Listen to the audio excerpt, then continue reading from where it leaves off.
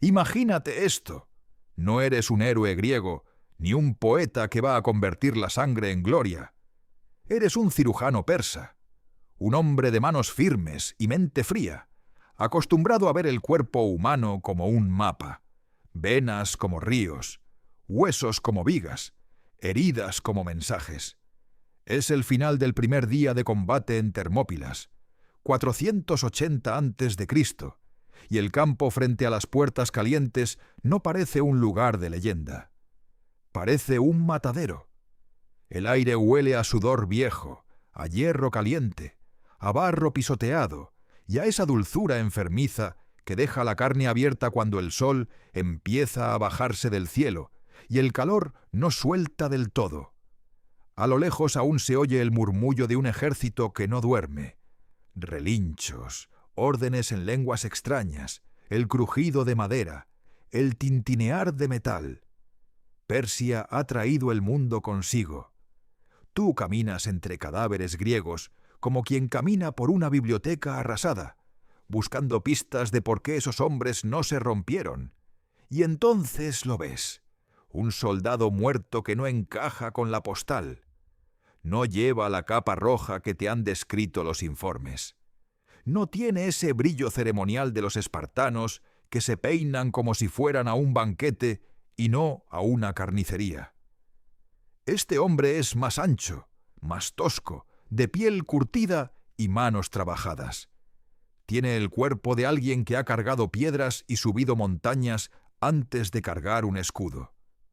Le abres la bolsa de viaje esperando encontrar lo habitual: unas monedas, quizá un trozo de pan, un poco de vino racionado, tal vez una carta a casa.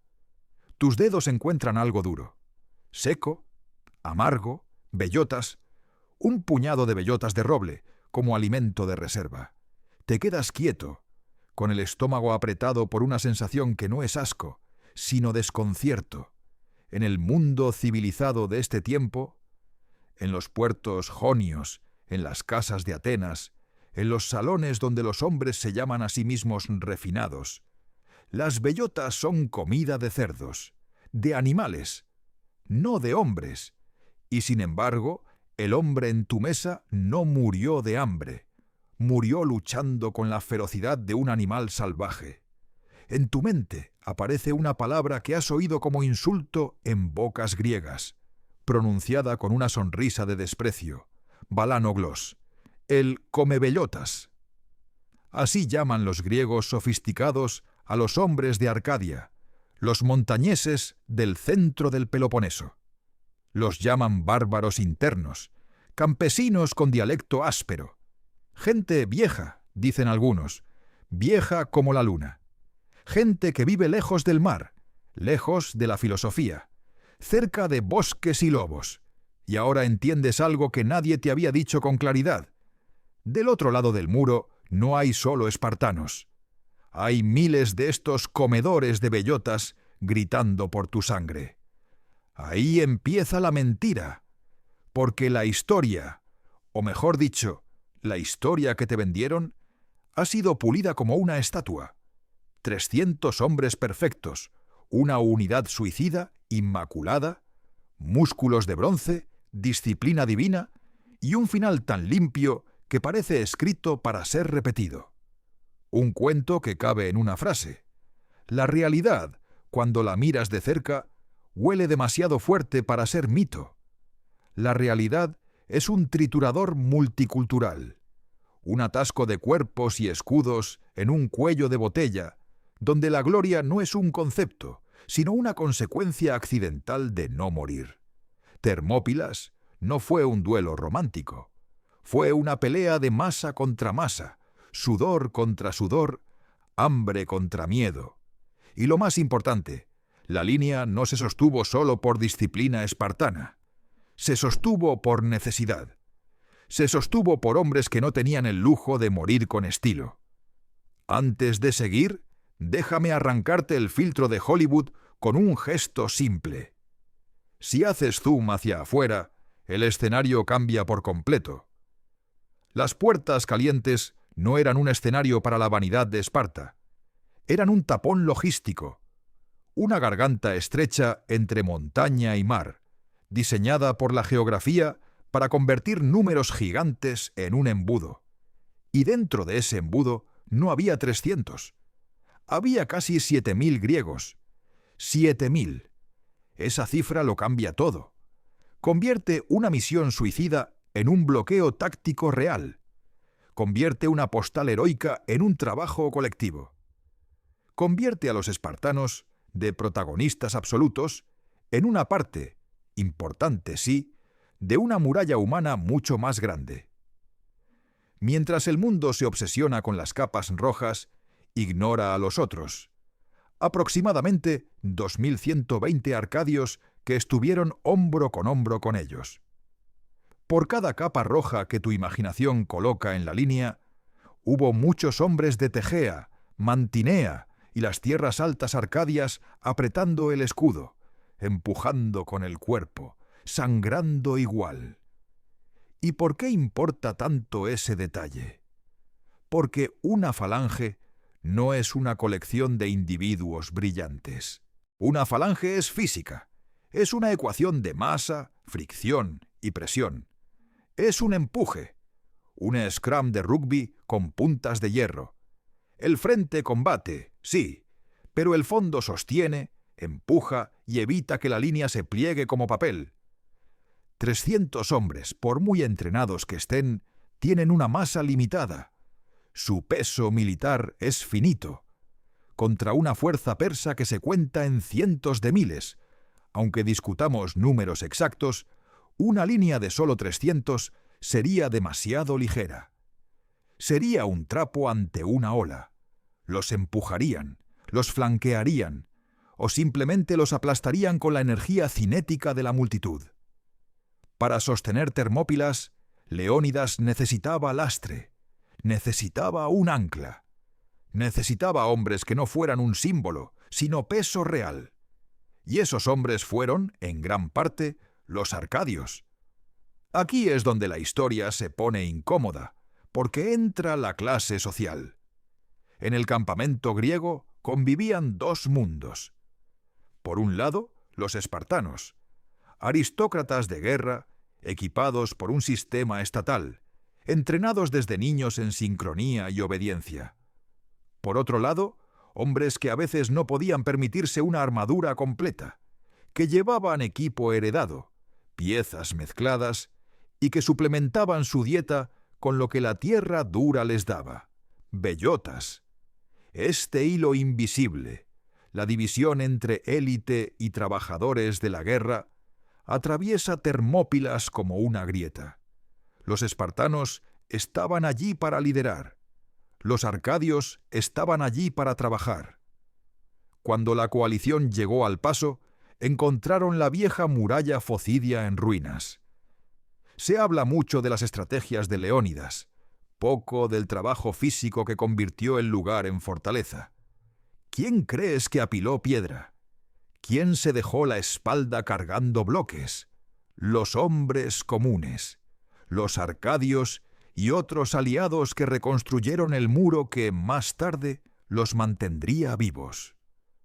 Borrar a los arcadios de la historia no es solo un error de cifras.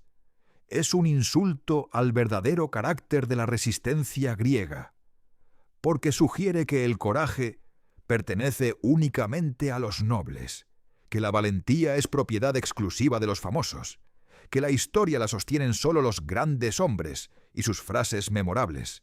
La verdad es más sucia, más humana y mucho más poderosa. Termópilas fue un esfuerzo remendado, una alianza frágil sostenida por necesidad, por orgullo, por rivalidades internas y por la certeza de que el mundo venía desde el este como un incendio. Los comedores de bellotas no tenían la fantasía de un martirio perfecto. Lucharon porque debían luchar. Y cuando empezó la matanza, no se escondieron detrás de Esparta. Estuvieron al lado, intercambiando golpes con los inmortales, sangrando sobre la misma piedra. Pero su contribución se perdió porque no tenían la máquina de propaganda que Esparta dominaba como un arte. Esparta supo convertir el silencio en marketing. Supo convertir una muerte en una marca. Los arcadios, en cambio, dejaron escudos abollados, lanzas rotas y un puñado de bellotas en una bolsa. Cosas que no se recitan bien en poemas. Hoy vamos a caminar por el fuego con ellos. Vamos a ver la batalla desde sus ojos, a oler la podredumbre del paso, a sentir cómo se forma una hermandad a golpes entre hombres que se despreciaban antes de compartir sangre. Y vamos a entender por qué durante siglos el mundo olvidó a quienes realmente hicieron posible que la línea se mantuviera. Para comprender por qué Termópilas resistió, primero debes conocer a los hombres que estaban al lado de los espartanos, y para conocerlos tienes que mirar hacia la montaña. Si alejas aún más la mirada, si te obligas a abandonar el primer plano de Leónidas y su guardia personal, Termópilas deja de parecer una escena teatral y se revela como lo que realmente fue: un problema de ingeniería humana. El paso de las puertas calientes no era un escenario mítico, era un cuello de botella, un lugar donde la geografía imponía reglas duras y simples. El número deja de ser una ventaja cuando no puedes desplegarlo. Entre el mar y la montaña, el mundo se estrechaba hasta convertirse en un corredor donde los cuerpos se amontonaban y la muerte avanzaba a empujones. Ahí es donde la cifra importa, no 300, casi 7.000. 7.000 hombres apretados en una franja de tierra tan estrecha que el concepto mismo de maniobra se volvía irrelevante. 7.000 hombres respirando el mismo aire sulfuroso, compartiendo el mismo barro, esperando el mismo choque. Esa cifra transforma la narrativa, cambia por completo la lógica del sacrificio. Esto ya no es un acto de suicidio heroico, es una operación defensiva desesperada, pero racional. La cultura popular ama los números pequeños porque son fáciles de recordar. 300 caben en una frase, 7.000 exigen explicación, 7.000 obligan a hablar de logística, de alianzas incómodas, de egos que deben tragarse el orgullo para no morir solos. Y eso es menos limpio, menos cinematográfico, pero más real. Una falange no funciona por valentía individual, funciona por masa. Funciona porque cada hombre no solo pelea por sí mismo, sino que sostiene el peso del hombre delante y confía su vida al hombre de al lado. Es una máquina social antes que militar, una estructura donde el valor aislado es inútil si no está respaldado por presión constante desde atrás. Piensa en ello como un fenómeno físico, no como una metáfora. Cuando una multitud empuja contra otra, lo que decide no es quién grita más fuerte, ni quién tiene el nombre más famoso. Decide la cantidad de carne, hueso y músculo capaz de absorber el impacto y devolverlo. La fricción de los pies clavados en la tierra. El peso colectivo que impide que la primera fila sea aplastada hacia atrás. 300 hombres, incluso los mejores entrenados del mundo, simplemente no pesan lo suficiente. Contra una masa persa que se cuenta por decenas o cientos de miles, una línea de 300 sería como una hoja seca en un torrente. Serían empujados, desbordados o comprimidos hasta romperse. No por falta de coraje, sino por leyes básicas de la física. Leónidas lo sabía. Por eso, cuando llegó a Termópilas, no trajo solo símbolos. Trajo lastre. Trajo hombres que no estaban allí para morir bellamente, sino para sostener la línea con su cuerpo. Hombres cuya función no era inspirar poemas, sino hacer peso. Ahí entran los arcadios. Aproximadamente 2.120 hombres de las tierras altas del Peloponeso. No una cifra casual, no un adorno. Eran el volumen que convertía la falange en algo más que un gesto simbólico. Eran el espinazo de la defensa. Imagina la formación. Escudos superpuestos como tejas, lanzas asomando en filas compactas, cuerpos inclinados hacia adelante. Detrás de la primera línea, otra, y detrás de esa, otra más. Cada fila añade presión. Cada hombre suma kilogramos al empuje colectivo. Cada respiración sincronizada convierte a la falange en una sola criatura. Los arcadios aportaban exactamente eso: profundidad. Mientras la imagen popular coloca a los espartanos como una pared perfecta e inamovible, la realidad es que sin una columna profunda detrás de ellos, esa pared habría cedido. No importa cuán disciplinado seas, si no tienes a alguien empujando tu espalda cuando el enemigo se te viene encima como una marea. Aquí la historia se vuelve incómoda, porque toca la jerarquía. En el campamento griego, la diferencia de estatus era evidente. Los espartanos eran ciudadanos soldados de una élite guerrera, equipados por el Estado, uniformes, con armaduras completas de bronce y escudos pulidos hasta brillar. Eran el rostro presentable de la guerra. Los arcadios, en cambio, eran ciudadanos de regiones pobres. Muchos traían equipo heredado, remendado, mezclado. Un casco corintio pasado de padre a hijo durante generaciones. Una coraza de lino en lugar de bronce. Escudos de madera reforzada con cuero en vez de metal. Hombres que conocían la guerra no por gloria, sino por necesidad económica. Y sin embargo, en la falange, esa diferencia se volvía irrelevante, porque el escudo de un hombre protegía el flanco del compañero, porque el error de uno significaba la muerte del otro, porque el aristócrata espartano podía depender de la cobertura de un pastor de Arcadia sin siquiera conocer su nombre. Esa es la parte que incomoda a la leyenda, porque sugiere que la perfección espartana necesitaba ayuda, que el mito de la autosuficiencia guerrera se sostiene literalmente sobre los hombros de hombres considerados inferiores, que la gloria no es autosuficiente, se apoya en trabajo anónimo. Cuando hablamos de los arcadios como ancla, no es una metáfora poética, es una descripción técnica. Eran el peso muerto que impedía que la línea retrocediera, la masa que absorbía el choque inicial, los cuerpos que permitían rotaciones sin que el frente colapsara. Y no olvides esto: muchos de ellos no marcharon al norte buscando fama. Marcharon porque entendieron algo que otras ciudades tardaron en aceptar. Si Persia cruzaba Termópilas sin oposición, las montañas no los salvarían. El fuego no distingue entre valles fértiles y picos rocosos. El imperio no se detiene por respeto a la dureza del terreno. Arcadia no era un espectador de la historia, era un objetivo.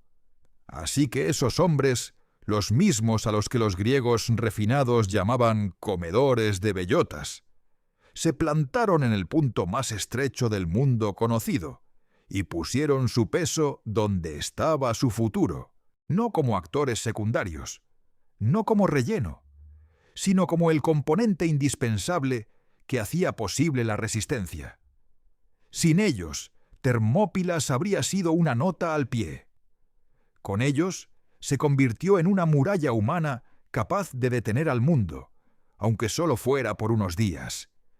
Y para entender por qué esos hombres eran capaces de soportar lo que soportaron, tienes que mirar de dónde venían. No a los palacios ni a los gimnasios, sino a un lugar donde la tierra misma enseña a resistir. Tienes que mirar a Arcadia. Para entender por qué los arcadios pudieron sostener aquella muralla humana, hay que abandonar el campo de batalla y mirar el mapa. No el mapa político, sino el físico.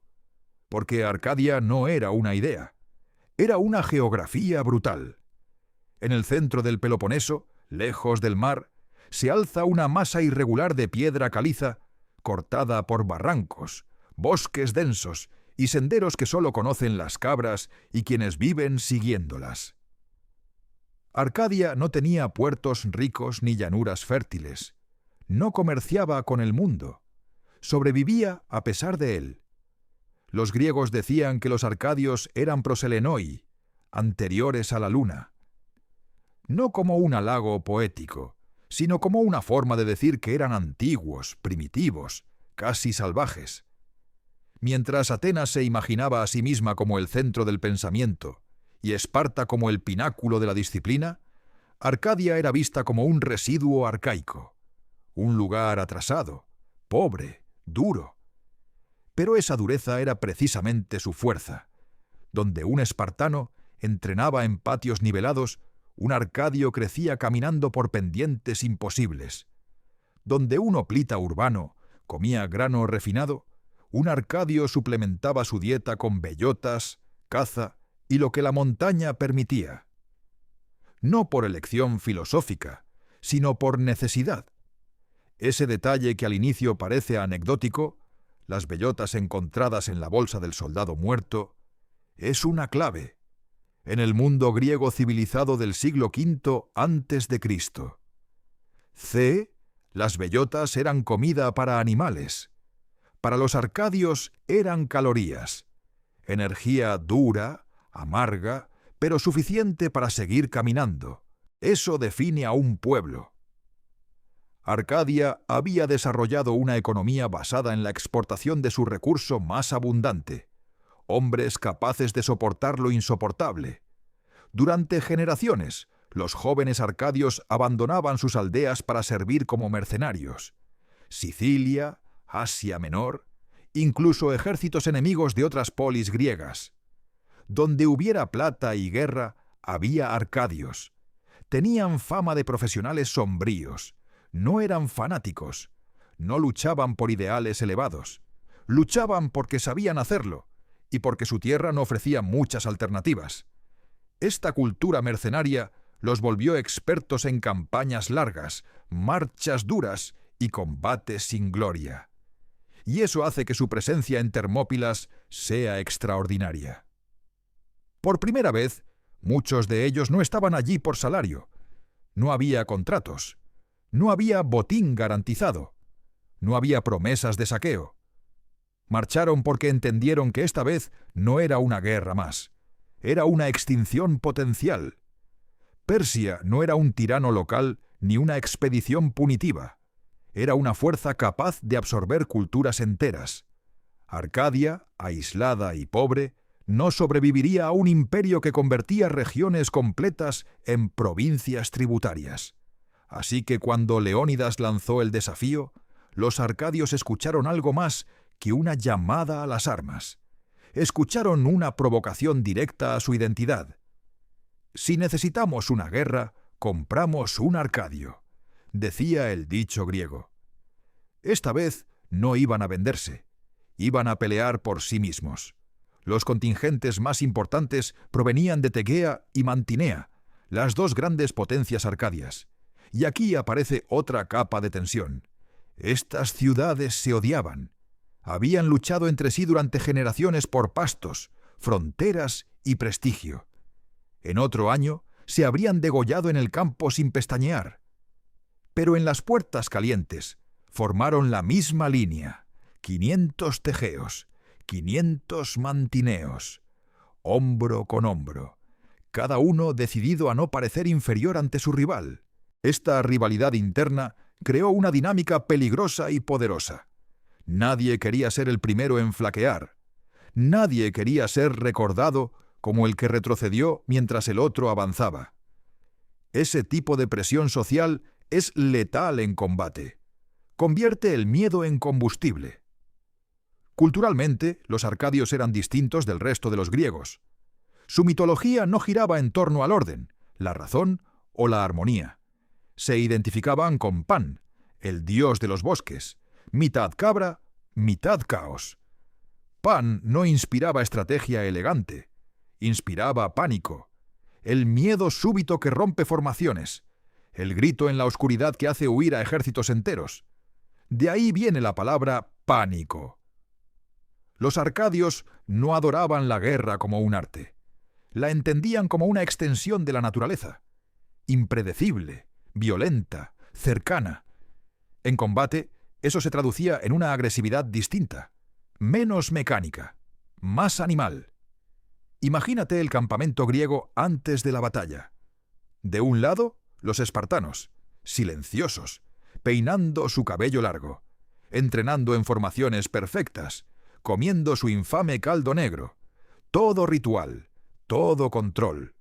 Del otro, los arcadios, ruidosos, afilaron armas ya usadas en guerras lejanas, hablaban con acento montañés, reían fuerte, maldiciones, historias, apuestas. No veneraban la muerte gloriosa, veneraban sobrevivir. Probablemente no miraban a los espartanos con admiración, sino con el ojo crítico de quienes conocen el negocio de matar. Veían disciplina, sí, pero también rigidez. Sabían que la guerra real rara vez sigue el guión.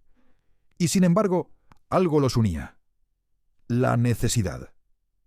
En Termópilas no había espacio para el desprecio mutuo.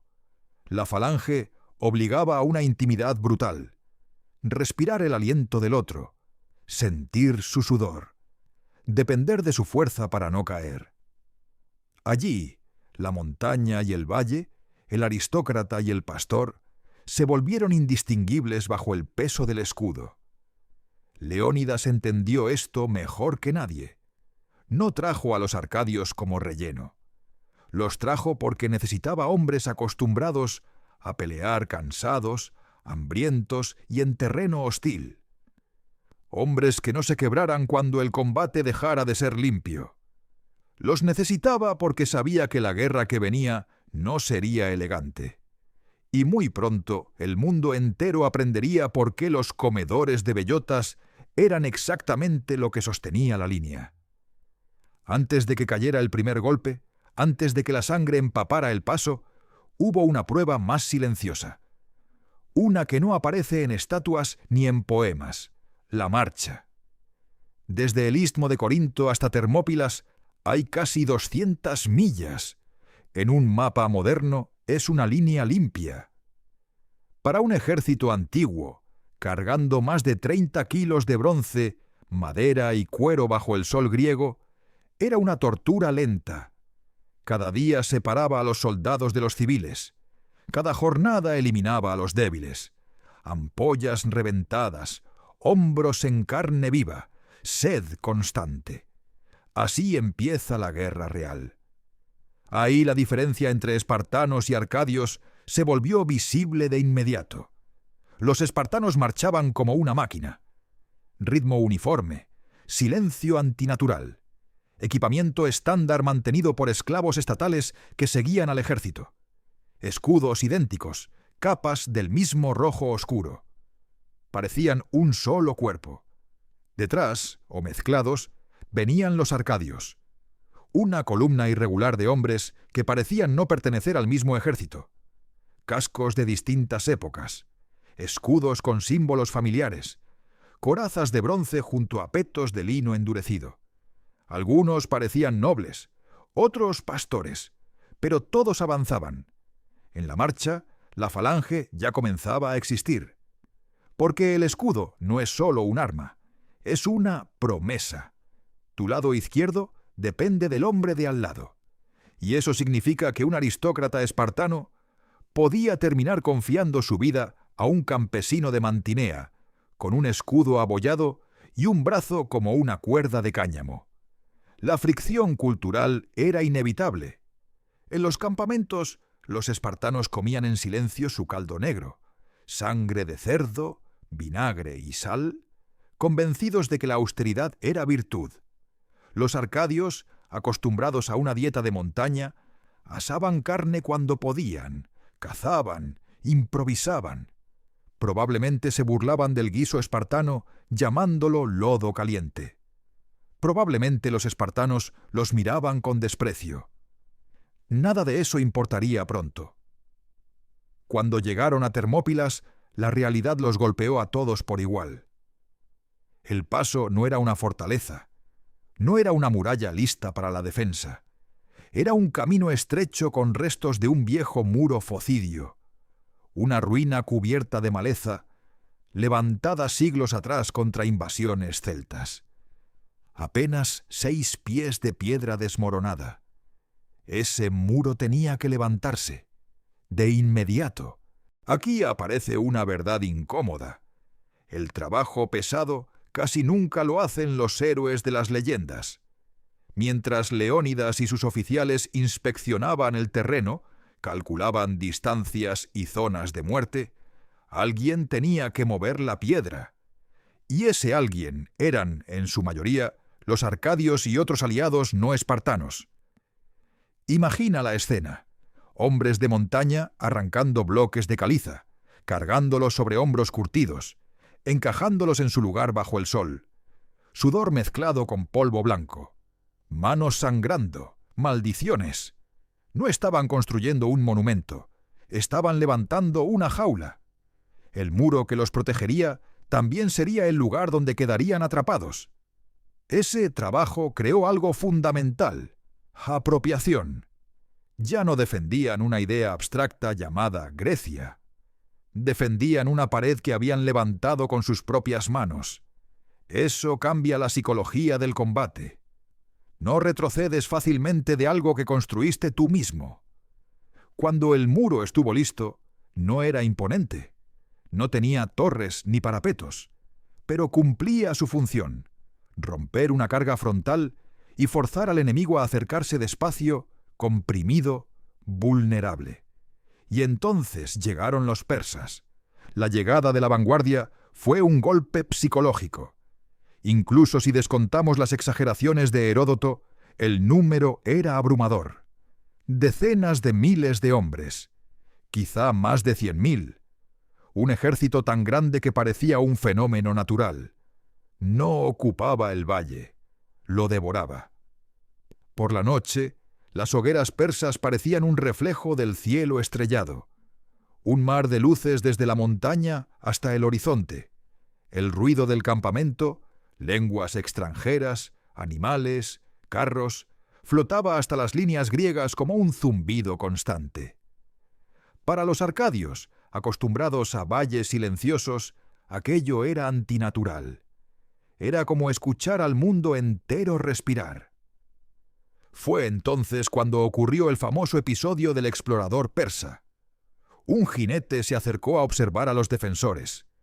Informó a Jerjes que había visto a unos hombres ejercitándose y peinándose el cabello. El rey rió. Pensó que aquellos griegos se preparaban para morir como vanidosos. El explorador solo vio a los espartanos. Lo que no vio, y lo que Jerjes no calculó, fueron los miles de arcadios y aliados detrás del muro. No estaban peinándose, estaban afilando hierro, ajustando correas, rezando a Pan, preparándose para un trabajo sucio. Ese error de inteligencia fue crucial. Jerjes creyó que enfrentaba una pequeña guardia suicida. No entendió que se había topado con una compacta masa de infantería pesada desesperada, apoyada por hombres que no luchaban por gloria, sino por supervivencia. La noche antes del combate, el ambiente en el campamento griego era una mezcla extraña de miedo y desafío. Leónidas explicó el plan: resistir frontalmente, rotar las líneas, usar el paso para neutralizar la superioridad numérica. Todos sabían el riesgo. Todos sabían que podían ser flanqueados.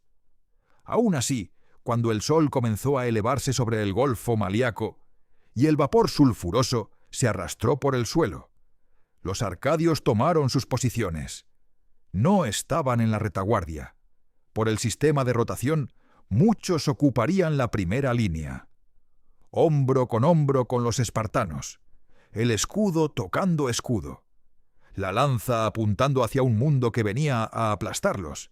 El tambor de guerra persa comenzó a sonar. La espera terminó. Los comedores de bellotas estaban a punto de encontrarse con los inmortales. Jerjes esperó 4 días, no por prudencia, sino por desprecio. Estaba convencido de que aquel pequeño grupo se disolvería solo, aplastado por el miedo, que los comedores de bellotas huirían al ver el tamaño del ejército persa, que los espartanos, tan orgullosos, se rendirían cuando entendieran lo inevitable. No ocurrió nada de eso. Al quinto día, el rey perdió la paciencia, ordenó el ataque, no envió a los inmortales. Aún no. Mandó primero a medos y cisios, tropas valientes pero mal equipadas para lo que les esperaba. Fue un error clásico, subestimar la física del combate pesado. Cuando avanzaron por el paso, no vieron hombres, vieron una pared. La falange griega no era una línea de duelistas, era una masa compacta de escudos superpuestos, una superficie sólida de bronce, madera y músculo. Detrás de la primera fila, otras empujaban. No había espacio para la individualidad. Cada soldado estaba clavado en su sitio por el peso humano que lo presionaba desde atrás. El choque sonó como un accidente. Escudos persas de mimbre estallaron contra el bronce griego. Lanzas largas, las dori, perforaron caras, gargantas, ojos. No había elegancia, solo empuje, solo presión. Los persas morían sin siquiera ver quién los había matado. Los espartanos tomaron la primera rotación. Lucharon con una eficiencia clínica. Estocadas cortas, precisas, repetidas hasta que el brazo ardía. Cada movimiento entrenado hasta el automatismo. Cada muerte silenciosa. Pero incluso el cuerpo más entrenado se fatiga. Después de horas de empujar, clavar y resistir, los músculos se endurecen. El sudor ciega. La respiración se vuelve pesada. Leónidas lo sabía. Por eso había diseñado un sistema de rotación. Cuando una trompeta sonaba, la primera línea se abría como una puerta y otra fuerza avanzaba para sellar el hueco. Ahí entraron los arcadios, tegeos y mantineos al frente, los hombres de la montaña. Su energía era distinta. Donde los espartanos eran mecánicos, los arcadios eran brutales. No tenían el mismo pulido, pero tenían hambre. Empujaron con un rugido que no era disciplinado, sino visceral. El barro comenzó a mezclarse con sangre. La zona de combate se volvió resbaladiza. Los cuerpos persas se amontonaban tan rápido que los griegos tuvieron que pisarlos para mantener la línea. Cada cadáver se convertía en un obstáculo más para los atacantes. La muerte, literalmente, reforzaba la defensa. Para los arcadios ocurrió algo fundamental: la revelación. Los amos del mundo sangraban. Habían crecido escuchando historias del poder persa, de ejércitos infinitos, de reyes divinos. Y ahora esos hombres morían a sus pies, atravesados por lanzas manejadas por pastores y mercenarios. El mito se rompió. Y cuando un mito se rompe, el miedo cambia de bando. Desde su trono dorado, Gerges observaba incrédulo. Heródoto cuenta que se levantó 3 veces, aterrorizado no por su propia vida, sino por la visión de su ejército siendo triturado. Vio cómo hombres que habían conquistado imperios eran empujados hacia atrás por una muralla que no avanzaba ni un paso. Al caer la tarde, los medos se retiraron, exhaustos, diezmados, humillados. Pero el día no había terminado. Jerjes hizo su jugada más temida. Ordenó avanzar a los inmortales, 10.000 hombres, la élite, enmascarados, silenciosos, diseñados para quebrar resistencias. Avanzaron como una sombra sólida, sin gritos, sin caos. Los arcadios, cubiertos de sudor y sangre, los vieron acercarse y comprendieron que aquello no sería igual. El choque fue más duro. Los inmortales estaban mejor armados, mejor protegidos. Sus ataques eran más coordinados, pero seguían enfrentando la misma realidad. El paso anulaba su número, y la falange no cedía. Las lanzas griegas comenzaron a romperse. Astas partidas por el uso constante. Y aquí se rompe otro mito cinematográfico. Cuando la lanza se quiebra, no termina la lucha. Los arcadios sacaron sus armas secundarias, espadas cortas, copis curvos, usados normalmente para despiezar animales. El combate se volvió cercano, sucio, personal. Se agarraban, se empujaban, apuñalaban por debajo del escudo. Dientes, uñas, piedras. El orden colapsó en violencia pura. Esta forma de lucha favorecía a los hombres de la montaña. Eran cazadores, luchadores cuerpo a cuerpo. Sabían derribar a un enemigo más grande, inmovilizarlo, rematarlo en el suelo. Los inmortales dejaron de parecer dioses. Empezaron a parecer hombres atrapados. Y algo más sucedía detrás de la línea. Las barreras sociales se desmoronaban. Después de un día entero cubiertos de la misma sangre, nadie podía sostener el desprecio.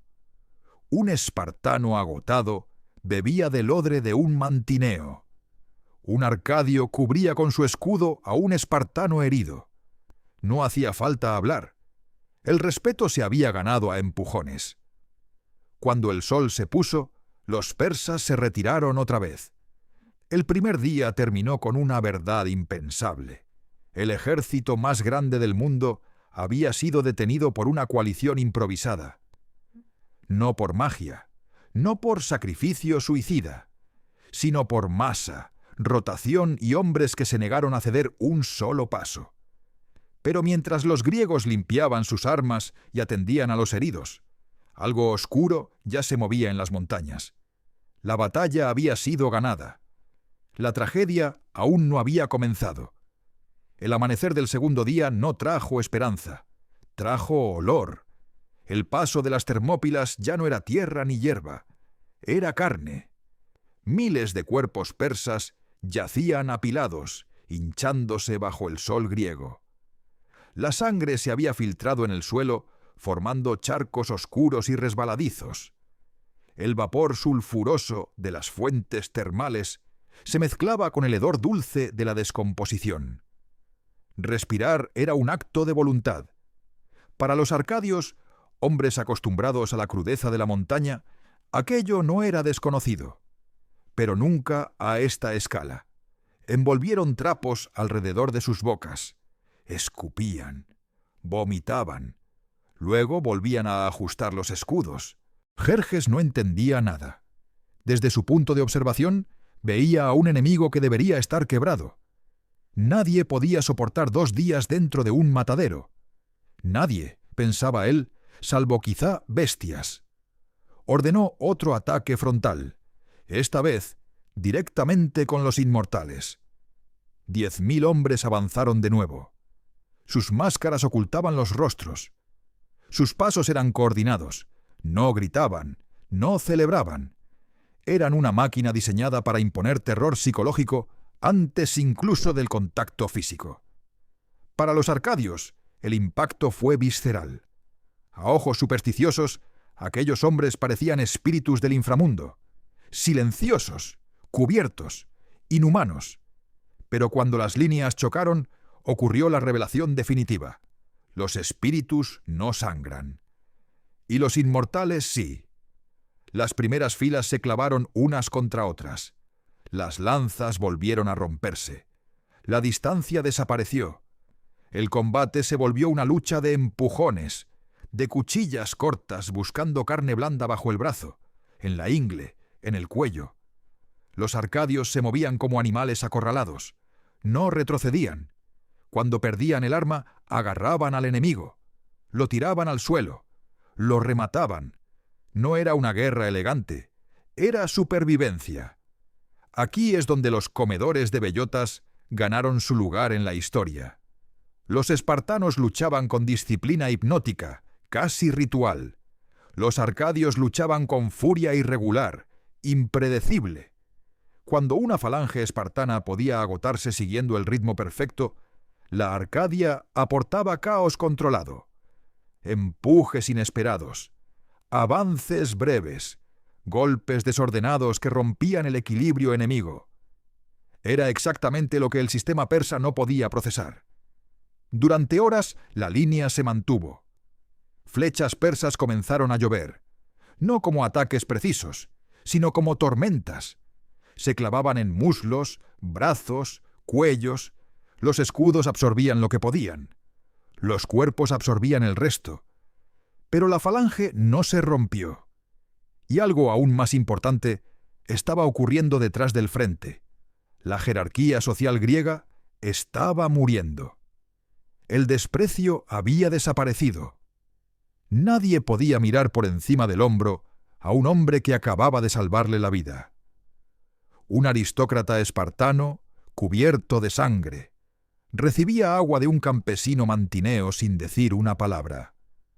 Un arcadio herido era protegido por un escudo espartano, mientras retrocedía para ser atendido. No eran espartanos y arcadios, eran hombres atrapados juntos en el fin del mundo.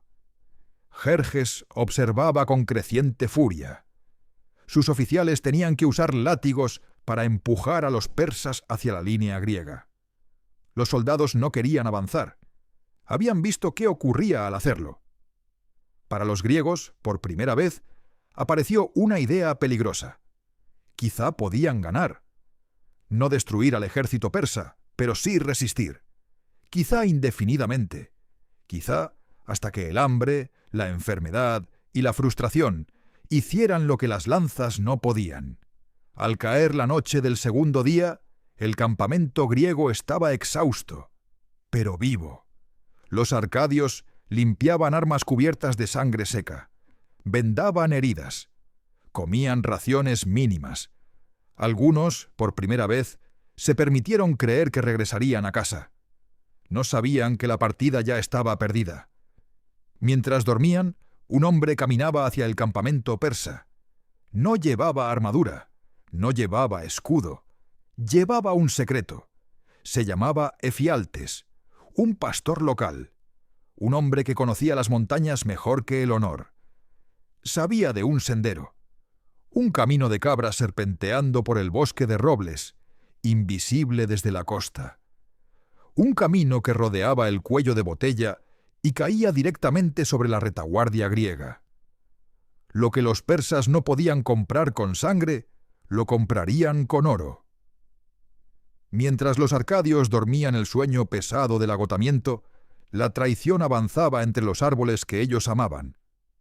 El segundo día terminó no con una derrota militar, sino con algo peor: una victoria anulada por la espalda.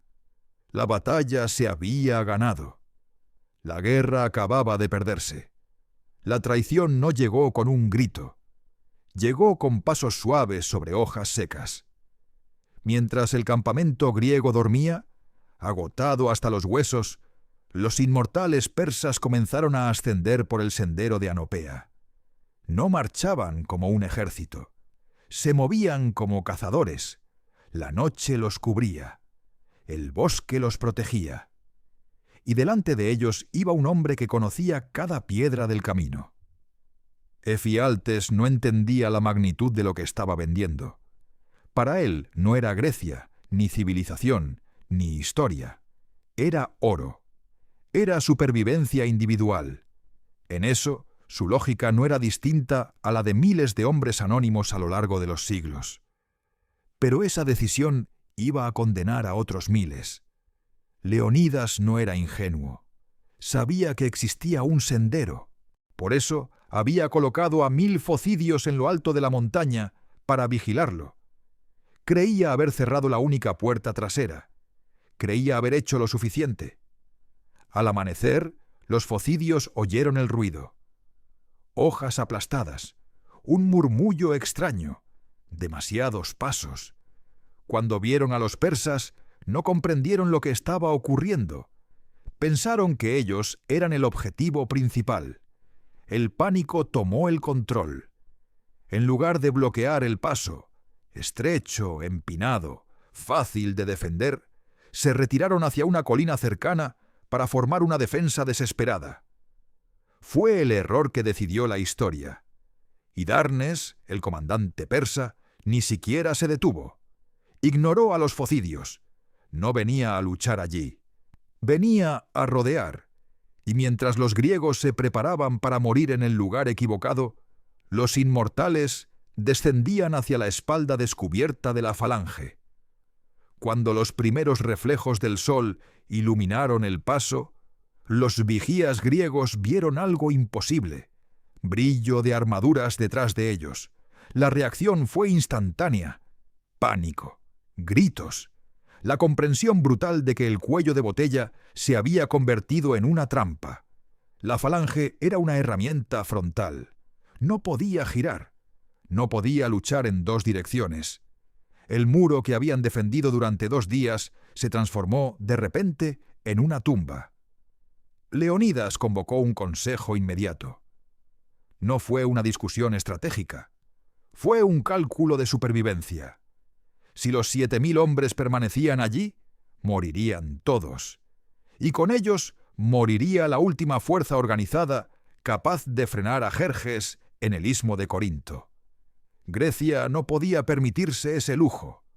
Entonces tomó la decisión más incomprendida de la historia antigua. No ordenó morir. Ordenó retirarse. Mandó a los aliados a marcharse, a llevar sus armas, su rabia y su memoria de vuelta al sur. A vivir para luchar otro día. No era cobardía. Era conservación del futuro. Para los arcadios, aquella orden fue un golpe en el pecho. Habían luchado durante 2 días. Habían sangrado. Habían demostrado su valor. Y ahora se les pedía caminar lejos, mientras otros se preparaban para morir. ¿No huir? ¿Caminar? ¿Con disciplina? ¿Con dignidad? ¿Con el peso de la culpa? La historia suele decir, los aliados se fueron. Como si fuera fácil. Imagina el momento. Las columnas arcadias formándose. Tegeos y mantineos alineándose en silencio. Mirando por última vez el muro que habían defendido con sus propios cuerpos. Viendo a los espartanos ajustar sus escudos. A los tespios, 700 hombres, negarse a irse, eligiendo quedarse y morir voluntariamente. Ese detalle casi nunca se recuerda. Los espartanos estaban obligados por ley a quedarse. Los tespios no. Y aún así se quedaron. Los arcadios comenzaron la marcha hacia el sur. No corrían. No miraban atrás demasiado tiempo. Cada paso era una herida invisible. Sabían que cuando alcanzaran la seguridad, todos los hombres que dejaban atrás estarían muertos. Ese conocimiento pesa más que una lanza. La retirada no fue un colapso. Fue ordenada, profesional. Un acto de disciplina que va contra todos los impulsos humanos. Es más fácil morir con gloria que vivir con culpa. Y esa culpa se convertiría en combustible. Mientras las columnas se alejaban, Leónidas y los que se quedaron se preparaban para el final. Los persas ya cerraban el cerco. El destino estaba sellado. Pero Grecia no había sido derrotada, porque los arcadios seguían vivos, y en la guerra lo que sobrevive decide el futuro. 1 año puede convertir la vergüenza en acero. Los arcadios regresaron a sus montañas con el peso de Termópilas clavado en la espalda. No regresaron como héroes celebrados, regresaron como hombres vivos cuando otros habían muerto. Ese detalle, vivir, se convirtió en un cuchillo de doble filo. Cada noche recordaban el muro, la sangre, los rostros que no volverían. Cada amanecer afilaban armas. No se disolvieron, se prepararon. En el verano del 479 a.C., el escenario cambió. De los desfiladeros sofocantes al campo abierto de Platea. Ya no se trataba de aguantar, se trataba de destruir. El ejército griego se reunió como nunca antes. Decenas de miles de hoplitas, con una fuerza total que superaba los 100.000 hombres. Entre ellos, los supervivientes de Termópilas, los hombres de Arcadia, los tegeos y mantineos que habían caminado hacia atrás para que otros pudieran morir. Llegaron con una exigencia. Antes de lanzarse una sola lanza, estalló una disputa que revela el nuevo ánimo. Los tegeos reclamaron el puesto de honor. Discutieron con los atenienses, citaron hazañas antiguas, mitos, victorias olvidadas. No hablaban como subordinados ni como vencidos. Hablaban como depredadores que exigen su lugar junto al botín. Al final, Aceptaron combatir junto a los espartanos en el ala derecha. El mensaje era claro: el oso estaba despierto. Platea no fue una batalla elegante, fue una agonía prolongada. Días de escaramuzas, hambre y sed. La caballería persa hostigaba sin descanso. El polvo cegaba, el agua escaseaba. El general persa Mardonio confiaba en quebrar la voluntad griega sin un choque decisivo. Y entonces llegó el momento. Aislados en una cresta, los espartanos y tegeos quedaron bajo una lluvia de flechas. Los persas plantaron sus escudos y dispararon hasta oscurecer el cielo. El regente espartano Pausanias dudó. Sacrificó animales, esperando señales favorables de los dioses. Las flechas seguían cayendo. Los hombres morían. Los tegeos no esperaron más. Se levantaron y cargaron. No fue una maniobra ordenada. Fue una explosión de furia contenida durante un año. Gritaron por los hombres de las Termópilas, por los que se quedaron, por los que no pudieron volver. Al verlos avanzar, los espartanos rompieron el ritual y siguieron el empuje. Pero el contacto lo iniciaron los arcadios. La falange persa se quebró. El choque fue devastador. El bronce griego atravesó mimbre y carne. Mardonio cayó. Según las fuentes, un golpe contundente acabó con él, y con su muerte el mando persa se desintegró. La retirada fue un pánico en cadena hacia una empalizada de madera, y aquí llegó el momento final. Los espartanos, temibles en campo abierto, se atascaron ante las fortificaciones, golpeaban sin abrir brecha. Entonces llegaron los tegeos, hombres de piedra y madera, de manos acostumbradas a partir troncos. Se abalanzaron sobre la empalizada y la abrieron. Heródoto lo deja claro. Fueron los tegeos quienes rompieron la puerta. Dentro no hubo batalla. Hubo exterminio. El ejército persa se deshizo. La invasión terminó. Grecia sobrevivió. Tras la victoria, los griegos levantaron un monumento en Delfos, la columna serpentina. En ella inscribieron los nombres de las ciudades. Tegea, Mantinea y Orcómeno aparecen junto a Esparta y Atenas. No es poesía, es contabilidad histórica. Sangre por letra. La deuda estaba pagada. Pero la memoria es selectiva. El mundo recordó a los 300, recordó la muerte hermosa. Olvidó a los miles que empujaron el muro, que se retiraron para que otros vivieran, que regresaron para aplastar al invasor. Olvidó a los comedores de bellotas. Y ahí está la lección incómoda. La historia no es un registro de lo ocurrido, es un registro de lo que alguien decidió contar. Esparta dominó el relato con silencios afilados y frases memorables. Los arcadios dejaron escudos abollados y lanzas rotas. Eso no rima. No se graba fácil en la memoria colectiva. Pero sin ellos, el mito no existe. Termópilas no fue un suicidio heroico de 300 hombres. Fue un bloqueo sostenido por miles. Platea no fue una confirmación espartana. Fue una redención arcadia.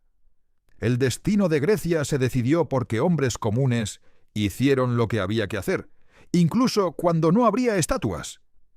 Si hoy visitamos Termópilas, vemos a Leónidas en bronce.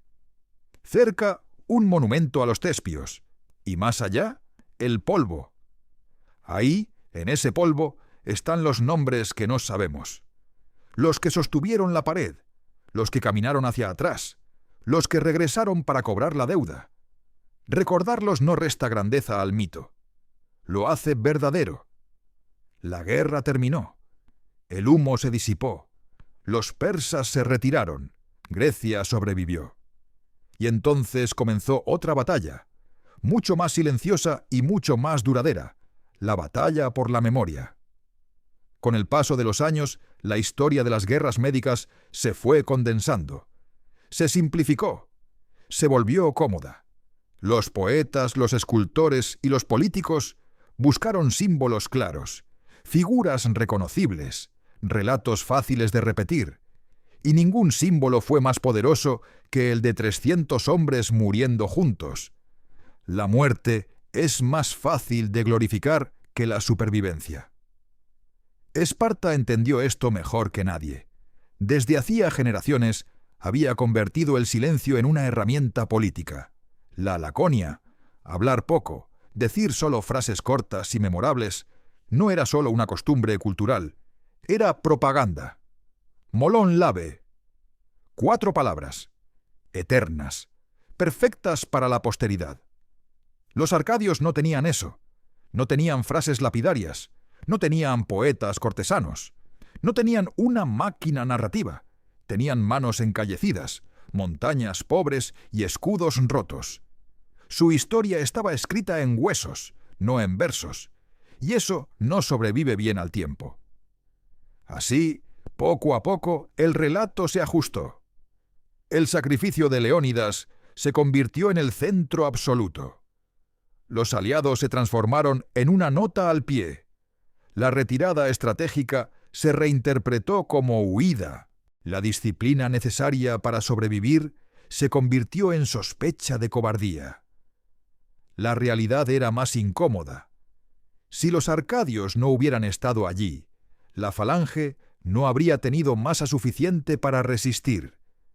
Si no se hubieran retirado cuando Leónidas lo ordenó, no habría habido ejército griego en Platea. Si no hubieran regresado con furia acumulada, la empalizada persa nunca habría caído. La historia que celebramos existe porque ellos vivieron. Y sin embargo, el mundo prefiere recordar a quienes murieron. Esto nos dice algo profundo sobre cómo construimos el pasado. Tendemos a confundir sacrificio con eficacia, muerte con significado. Nos gustan las historias limpias, con héroes claros y finales cerrados. Pero la historia real es sucia, colectiva, llena de decisiones dolorosas y compromisos morales. Termópilas no fue una tragedia aislada, fue una escena dentro de una campaña mucho mayor. Platea no fue una casualidad, fue una consecuencia directa de hombres que aceptaron cargar con la culpa de sobrevivir. Hoy, cuando pensamos en los 300, rara vez pensamos en los miles que empujaban detrás, en los que levantaron el muro, en los que sostuvieron la línea cuando nadie miraba, en los que regresaron a casa sin canciones, pero con la guerra aún por terminar. Los arcadios representan algo que la historia suele ocultar, que el mundo no lo cambian solo los iconos, sino las masas anónimas que hacen el trabajo pesado. Son los trabajadores esenciales de la antigüedad, los que aparecen, cumplen, resisten y desaparecen del relato. Si hoy caminamos por Termópilas, veremos estatuas, veremos nombres, pero si escuchamos con atención, quizás podamos oír algo más. El eco de pasos de hombres que caminaron hacia atrás con el corazón roto, para poder volver a avanzar un año después. La próxima vez que escuches una historia perfecta sobre héroes solitarios, pregúntate, ¿quién estaba fuera de cámara? ¿Quién sostuvo la pared mientras otro recibía la gloria? ¿Quién sobrevivió para que la historia pudiera continuar? Porque la historia no se sostiene solo sobre mármol y bronce. Se sostiene sobre hierro, sudor y hombres que nunca pidieron ser recordados. Cada civilización guarda secretos olvidados. Suscríbete para descubrirlos uno a uno.